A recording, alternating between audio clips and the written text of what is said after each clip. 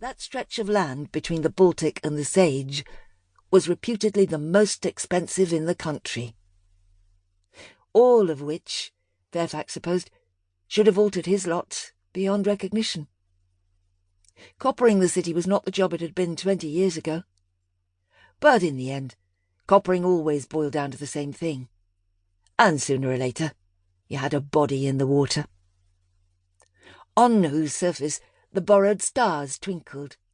Small flashes of illumination, just that little bit younger than their sources on the bridges.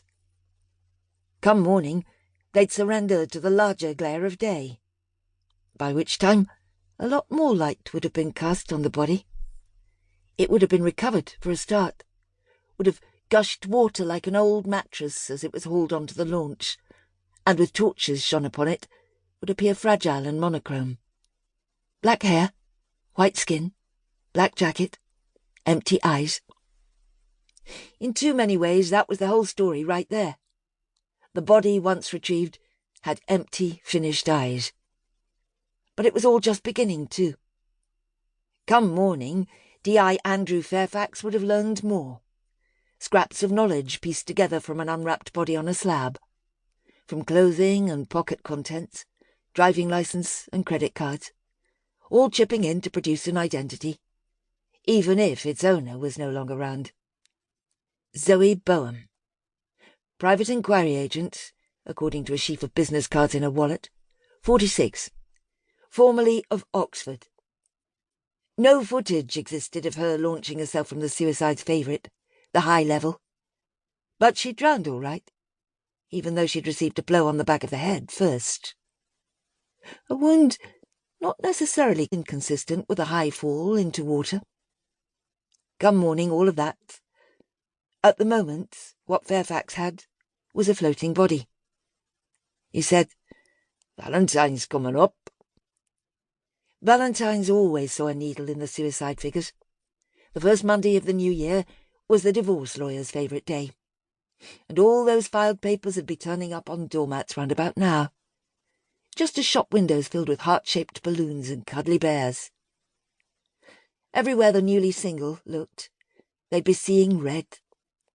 For some, it was the last straw, but then for some, the last straw was the first within reach, as if the whole bundle had been handed to them the wrong way round. For some, not much encouragement was needed to go jumping to conclusions, which Fairfax was doing himself. Whatever the statistics said, there were always anomalies. Accidents kept on happening, and murders never stopped. "Well, we'll see," he said. A hook on a stick snagged the body, and the heavy process of dragging it onto the launch began. Chapter 2. Fires have to be tended carefully, in case they go out, except those that have to be fought fiercely, in case they don't, which was a way of saying that events could be one thing or could be another. There was no way of telling without getting close. There'd been a body in the water. That had an end-of-story feel to it, but still, she had to get close. She'd come to Newcastle on a stopping train, and when she alighted beneath the high arched spaces of the station, what mostly struck her was the cold. A 5-degree drop en route. And it hadn't been warm to start with. Carrying only a hold-all, she picked her way through people hauling suitcases on wheels, edged past others on benches, holding gently steaming cardboard cups, and found the exit, where she paused to check the map she'd downloaded that morning.